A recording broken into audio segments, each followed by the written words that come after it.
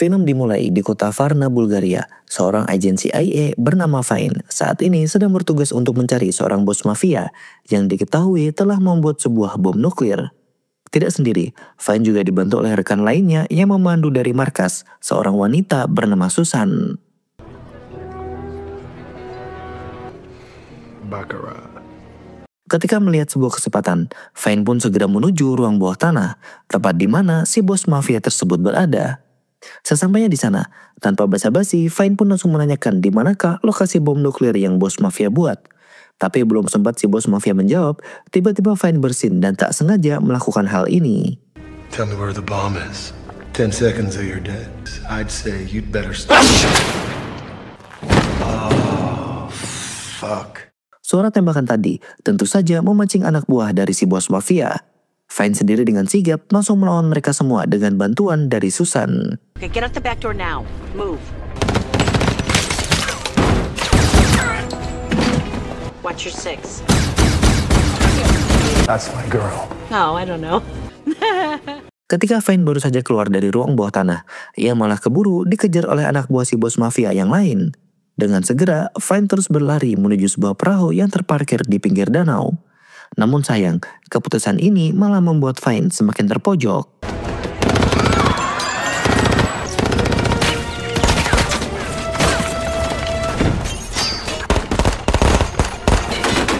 Oh, I hear your beautiful voice. Stop being adorable and get down. Di sisi lain, Susan yang mengetahui kalau Fine sekarang sedang terpojok dengan segera meluncurkan sebuah rudal dari satelit. 654 and fire now.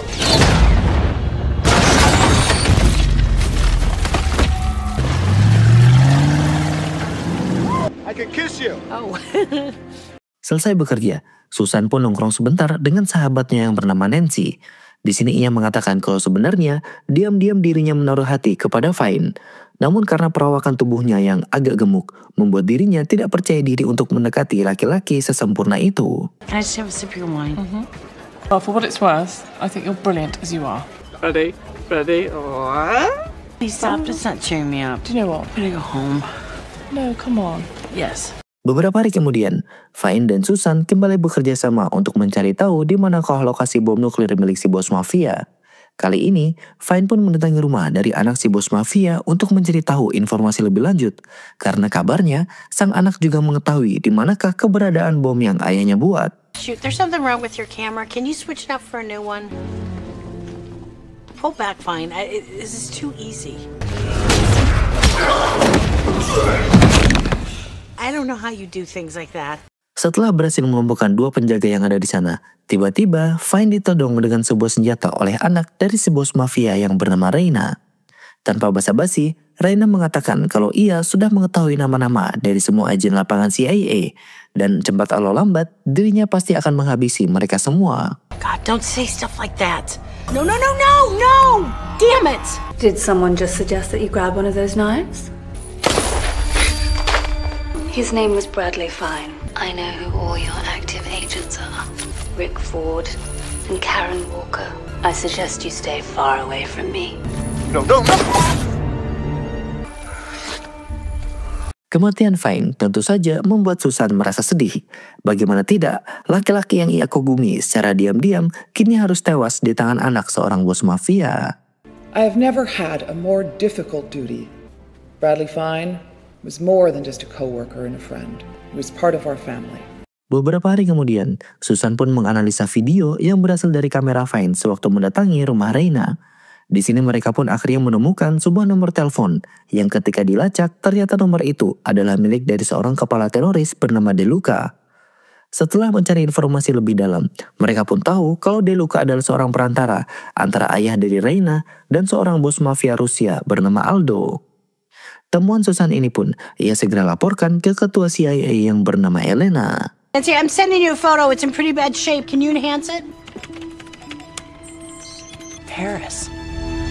Karena informasi temuan Susan ini cukup penting, maka ia pun diajak oleh Elena untuk ikut rapat bersama agen lapangan. Dalam rapat tersebut, kita pun diperkenalkan kepada seorang agen botak bernama Ford yang memiliki sifat sok jagoan dan juga cukup angkuh. Nah, dalam rapat tersebut, Elena sempat dibuat bingung bagaimana ia bisa menerjunkan agen di lapangan karena musuh sudah mengetahui semua identitas mereka. Mengetahui hal ini, Susan secara tiba-tiba mengajukan diri karena menurutnya sosoknya sangat pantas untuk mengemban tugas tersebut. Selain karena untuk membalaskan dendam kematian Vine, dia juga meyakinkan Elena bahwa musuh tidak akan mengetahui identitas asli siapa dia sebenarnya. I have never been out in the field. I'll do it. It's highly doubtful that I've ever been exposed. Melihat Susan yang mengajukan diri, Ford langsung menolak dan tidak setuju kalau Susan diterjunkan di lapangan. Karena menurutnya, Susan lebih cocok menjaga gorengan daripada menjadi mata-mata. Okay, thanks lunch lady. Exactly. Stupid fucking idea. Bring one of your cats as a sidekick. Look here, Betty. Karena tak punya banyak pilihan, Elena pun akhirnya menyetujui untuk menerjunkan Susan di lapangan. Apalagi, keputusannya ini juga didukung oleh banyak anggota yang tidak mau mengambil resiko untuk menjalankan misi kali ini. For your safety, I am considering it. Then consider this. I quit. That hasn't happened before. Singkatnya, Susan pun akhirnya dikirim ke Paris untuk mencari tahu keberadaan Di Luca. Sesampainya di sana, Susan dibuat cukup kesal karena ternyata kantor CIA memberinya sebuah tempat tinggal yang setara dengan Hotel Oyo. Oh iya, selama misi kali ini, Susan dipantau oleh sahabatnya yang tak lain adalah Nancy. Having a heart attack. I can't do this, Nancy. Put your camera in. I want to see your room. Ketika Susan baru masuk ke kamar, rupanya sudah ada Ford yang berada di sana. Cukup aneh sebenarnya melihat si botak ini berada di Paris, karena setahu Susan, si botak tidak ditugaskan untuk misi kali ini. Why do you even care what I do? You really think you're ready for the field? This arm has been ripped off completely while I was on fire. Not the car, I was on fire. Jesus, you're intense. Pada keesokan paginya, Susan pun mendatangi sebuah alamat yang diketahui tempat di mana Di Luca berada. Namun sesampainya di sana, rupanya tempat tersebut baru saja mengalami kebakaran beberapa hari yang lalu. Alhasil, Susan pun memilih untuk memasuki sebuah kafe yang berada di dekat sana. Dan tanpa disangka-sangka, lagi-lagi si botak sudah standby. Karena hal inilah, mereka berdua pun akhirnya terlibat dalam percecokan. Was it your mission to tip off the target? So, unless you got a dong up underneath that skirt. If so, well done. Phenomenal job. Yeah, I'm having a hard time with this one. Di sisi lain, Nancy yang mengawasi Susan tentu juga dibuat kaget mengapa Ford selalu berada di sekitar Susan. Sharon, Ford's in the field. Did you know this? Till he checks in, there's nothing I can do. Kembali ke Ford dan juga Susan, yang pada akhirnya Ford pun mengalah untuk nongkrong di luar kafe. Saat baru duduk, ia dihampiri oleh seorang wanita yang tidak dikenal. Nah, di saat yang bersamaan, seorang pria tiba-tiba menukar tas Ford dengan tas yang lain. No, it's hard to make out. Can you get any closer? Nancy, our guy just switched out Ford's backpack. It's a setup. I gotta go warn him. Susan yang melihat semua ini berusaha untuk memberitahu Ford. Namun sayang, si botak malah pergi untuk berkumpul di tengah kerumunan orang-orang yang menonton konser. Karena hal inilah, mau tak mau Susan pun membuat sebuah kegaduhan. I need the mic! No!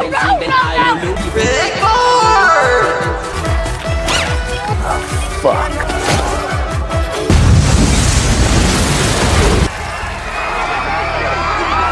Ketika masa sedang berlarian, disitulah Susan melihat seorang pria yang tadi menukar tas Ford. Dengan segera, Susan pun akhirnya mengejar pria itu. What in God's name are you going to do if you catch him? I'm just gonna track him and report his location. Oh God. Singkatnya, Susan pun mengejar pria itu sampai ke sebuah bangunan kosong. Dan saat berada di lantai 5, tiba-tiba si pria misterius itu pun menyerang dirinya.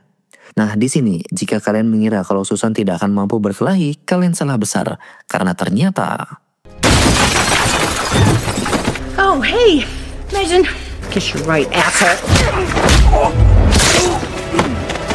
No, no, no!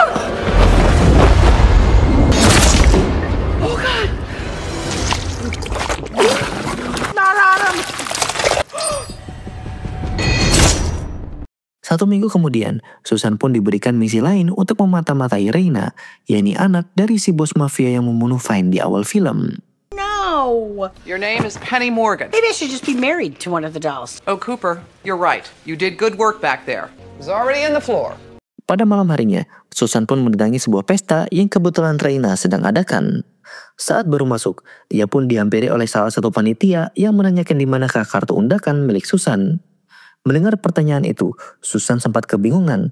Namun untung saja, si botak tiba-tiba muncul dan mengatakan kalau si wanita gendut ini adalah pasangannya. Let's get a drink. Such such a gentleman. What the fuck are you doing in here, asshole? Well, that's quite a tone change. Fucking hilarious. You're about to cause a scene trying to get in the flute player in a wedding band. That's fucking why. Ooh, sounds romantic. I hope you get lucky. Ketika pesta tengah berlangsung, Susan tak sengaja melihat seorang pelayan yang memasukkan racun ke dalam sebuah minuman. Dan ketika diperhatikan, rupanya minuman tersebut diberikan kepada Reina. Susan yang tahu kalau Reina adalah satu-satunya orang yang mengetahui di mana keberadaan bom nuklir yang dicari, tentu saja mengagalkan aksi tersebut. Because I think somebody just put a roofie in your cocktail. Thank you, Miss. Oh, Penny. It seems they may have found him. Would you come with me to identify him? Mendapatkan peringatan dari Susan, Reina pun segera memerintahkan anak buahnya untuk menangkap pelayan yang dimaksud. Singkat cerita, sang pelayan pun akhirnya dibawa ke halaman belakang. Di situ, Susan juga dihadirkan untuk memastikan apakah benar yang ditangkap adalah pelayan yang tadi memasukkan racun. Nah sekarang, untuk membuktikan apakah benar perkataan Susan, Reina pun segera meminta sang pelayan untuk meminum minuman yang tadi.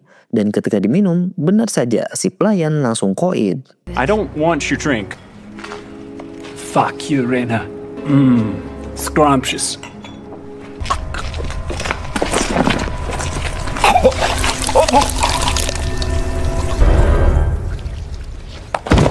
Setelah Reina membuktikan kalau perkataan Susan benar, ia pun langsung merasa berutang budi karena telah diselamatkan. Dan untuk membalasnya, Reina pun mengajak Susan agar pergi ke Hungaria karena ia akan ada urusan di sana. Nanti, setelah semua urusan di Hungaria selesai, barulah Susan akan diajak jalan-jalan ke Taman Jaya Ancol. Glad one of us finally said it. My way of repaying you for saving my life. Okay. Come on, we're going to Budapest. Beberapa hari kemudian, Susan dan Reina akhirnya menaiki sebuah private jet untuk menuju Hungaria. Ketika penerbangan sedang berlangsung, disitulah Reina diam-diam memasukkan sebuah obat ke dalam minuman Susan. Bisa dibilang, kalau Reina memang belum 100% percaya kepada Susan, maka ia terpaksa melakukan hal ini. Ketika Susan sudah terbangun, Reina hanya mendapati sebuah tisu basah dan juga obat canteng di dalam tasnya. Ini artinya apa? Ini artinya kalau memang Susan benar-benar orang biasa, bukan agen, mata-mata, dan sebagainya. Sekitar 15 menit kemudian, tiba-tiba salah seorang anak buah Reina yang berkhianat melakukan penyerangan. Untung saja Susan dengan sigap melawan pengkhianat tersebut. What are you doing? I'm sorry, Reina, but there's been a change of plan. It's Frederick! Frederick! One. Ow! Ow! Oh, it's... Ketika Susan sudah berhasil menstabilkan pesawat, disitulah Reina malah langsung curiga kalau Susan sebenarnya adalah agen dari CIA. Nah beruntung, Susan sudah punya alibi yang cukup cerdas. Ia mengatakan kalau sebenarnya dirinya merupakan seorang agen khusus yang diutus oleh almarhum ayahnya untuk menjaga Reina selama ini. You just blew your cover. Any bullshit and I'll blow your CIA brain. I'm a private bodyguard and your father hired me to protect you. Why would my father hire somebody like you? And for whatever fucking reason, he loved you. Fuck you. Everything you've said is a lie. Saat sudah tiba di Hungaria, Susan pun bertanya kepada Reina apakah yang akan ia lakukan. Reina pun menjawab kalau ia akan melakukan sebuah transaksi bersama seseorang bernama Diluca.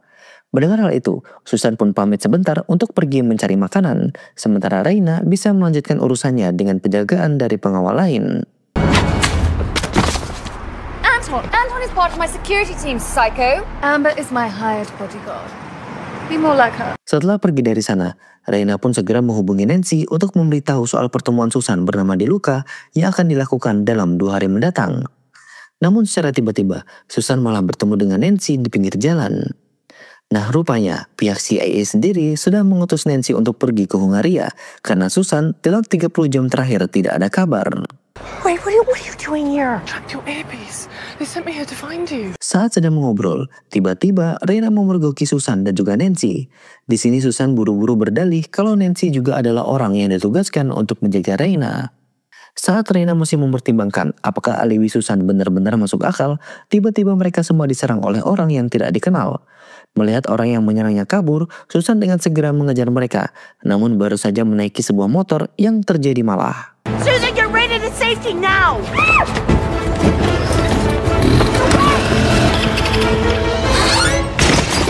Karena motor yang tadi bahannya kempes, Susan segera mencuri motor lain untuk mengejar si penyerang.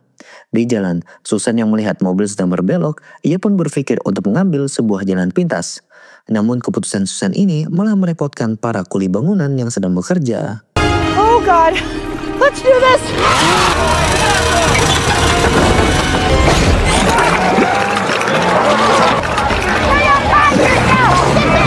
Dengan segala upayanya, Susan pada akhirnya berhasil membuat kendaraan si penyerang berhenti. Saat didekati, Susan pun dibuat kaget karena orang-orang yang berada di dalam mobil tersebut adalah agen CIA yang ia kenal. Nah, saat Susan baru mau pergi, tiba-tiba kedua agen yang berada di dalam mobil tadi disniper oleh orang yang tidak dikenal. Drop your weapon! My God, Karen, why aren't you in Capri? And I'm sorry about this too. Pada malam harinya saat sedang berpesta, Susan ditunjukkan sebuah foto oleh Reina kalau malam ini ia akan bertransaksi dengan seorang wanita. Saat melihat foto yang ada di HP Reina, Susan segera teringat kalau wanita yang ada di foto itu adalah orang yang waktu itu menukar tas milik si botak dengan sebuah bom di Paris. Dengan segera, Susan pun menghubungi Ford yang kebetulan juga sedang berada di sana dengan menyamar. Alhasil, lagi-lagi kedua orang ini terlibat dalam percecokan. Hi, what are you doing, Ford? I'm here to help you, Cooper. You are gonna blow my fucking cover. God, you wish, Magnum! Get out of here! Beberapa saat kemudian, wanita misterius yang akan bertransaksi dengan Reina akhirnya muncul. Susan yang mengetahui hal ini dengan segera mendekati si wanita dan menodongkan sebuah pistol. Setelah itu, Susan pun menggiring wanita tersebut untuk keluar dari pesta. Di saat yang sama, Ford yang tahu kalau Susan sudah berhasil menangkap si wanita dengan segera menghampiri mereka dengan niat ingin ikut berkontribusi. Tapi keputusan si botak ini malah menambah masalah. You're coming with me. Tak lama kemudian, Nancy pun muncul dan melihat rekannya sedang berada dalam bahaya. Dengan segera, ia pun pergi ke panggung untuk membantu, namun keputusannya malah menambah masalah yang lebih besar. Oh my God, Susan! I gotta know who she's working for. Get Reina out of here. Saat kegaduhan sudah semakin menjadi-jadi, disitulah si wanita misterius itu berusaha untuk kabur. Susan yang melihat hal ini segera mengejar si wanita tersebut hingga sampailah mereka di sebuah dapur. Di sini, Susan dan si wanita misterius itu pun akhirnya terlibat sebuah perkelahian. Here, we're hauling more alive than you think!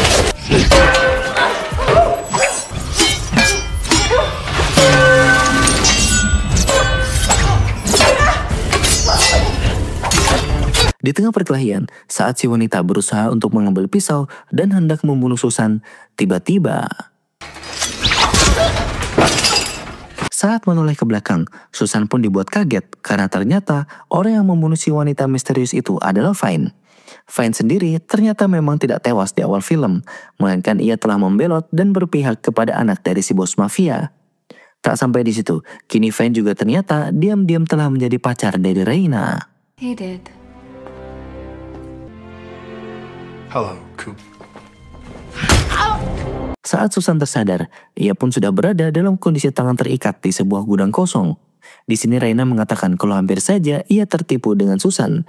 Jika saja kekasihnya yang tak lain dan tak bukan adalah Vine memberitahu kalau Susan adalah agen dari CIA. Told you you were better off in the basement, Coop. Saat dimasukkan ke dalam sebuah ruangan, ternyata Susan ditempatkan bersama agen lain yang sebelumnya lebih dulu ditangkap. Di sini, pikiran Susan hanya satu. Ia benar-benar kecewa karena ternyata laki-laki yang ia idamkan secara diam-diam kini malah memilih wanita lain. I failed. Vine's alive and he's a traitor. 1 jam kemudian, Vine pun mendatangi Susan dan mengatakan kalau sebenarnya ia masih berpihak kepada CIA. Selama ini, dirinya sengaja berpura-pura untuk tewas dalam misi sebelumnya demi bisa memacari Reina. Dengan masuk ke dalam kehidupan Reina, Vine berharap kalau ia bisa menggali informasi yang lebih detail soal di mana bom nuklir itu disimpan. Tak sampai di situ, Vine juga mengatakan kalau sebenarnya ia sudah banyak membantu Susan dalam misi kali ini. Mulai dari menghabisi agen CIA agar penyamarannya tidak terbongkar dan juga menolong Susan saat ingin dihabisi oleh si wanita misterius. Mendengar semua penjelasan Vine dari dekat, Susan bukannya fokus tapi malah baper, dan inilah yang ia lakukan. Alright, look me in the eye. You're perfect, goddammit. Singkatnya, pada keesokan pagi, Reina pun bertemu dengan Deluca untuk melakukan transaksi. Tapi sebelum itu, lebih dulu Deluca meminta sebuah permintaan kalau ia ingin Vine segera dihabisi. Karena setahu Deluca, Vine adalah anggota dari CIA. Mendengar permintaan itu, Reina tentu saja menolak dengan alasan kalau ia sudah yakin jika Vine telah berpihak kepadanya. But he also works for the CIA, doesn't he? I'm with Reina now, and I'm here to help you both. If we don't get rid of him right now, I'm calling off the deal. Tak lama kemudian, tiba-tiba saja Susan muncul dan menodongkan senjatanya ke arah DeLuca dan juga anak buahnya. Susan pun bilang kalau nasib mereka semua sudah berakhir, sebab tak lama lagi para agen CIA akan segera datang. Mendengar hal itu, DeLuca cuma bisa tersenyum tipis dan mengatakan kalau sebentar lagi bos mafia dan banyak pasukannya akan tiba lebih dulu sebelum agen CIA datang. Saat Aldo tiba, ia pun mengeluarkan banyak berlian yang nilainya mencapai 100 juta euro. Setelah dicek keasliannya oleh DeLuca, ia pun segera meminta kepada Reina untuk menunjukkan bom buatan ayahnya. 100 million euros doesn't buy what it used to, does it? Nice ice, Sulfur. He's all yours. Gentlemen, if you would follow me. Tak lama kemudian, Reina pun membuka bagasi mobil dan ternyata disitulah selama ini ia menyembunyikan bom buatan ayahnya. Nah, ketika bom sudah dikeluarkan dari bagasi, secara tiba-tiba DeLuca dan seluruh anggotanya menghabisi Aldo dan rombongan. What the fuck are you doing? Tentu saja, aksi DeLuca barusan bertujuan ingin mengambil semua berlian milik Aldo dan juga membawa pergi bom milik ayah Reina. Saat DeLuca baru akan melangkah pergi, tiba-tiba si botak lagak-lagaknya baru muncul seperti pahlawan. Bring it to me, DeLuca! Saat semua sedang heran dengan apa yang baru saja terjadi kepada si botak, disitulah Susan mencuri start lebih dulu untuk menyerang DeLuca dan hal ini membuat Fine cukup kaget.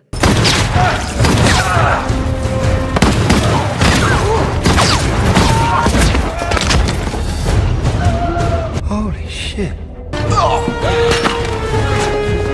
Saat DeLuca berusaha melarikan diri menggunakan helikopter, Susan pun terus mengejarnya dan berhasil melumpuhkan 2 orang penjaga.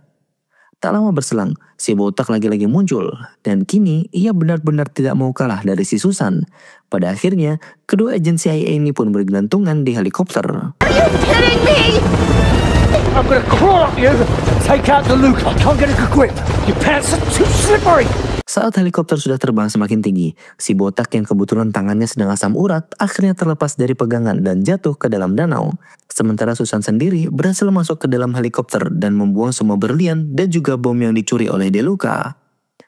Melihat Susan yang membuang semua barang curiannya, DeLuca pun merasa kesal. Dan saat ia baru saja akan membunuh Susan, tiba-tiba...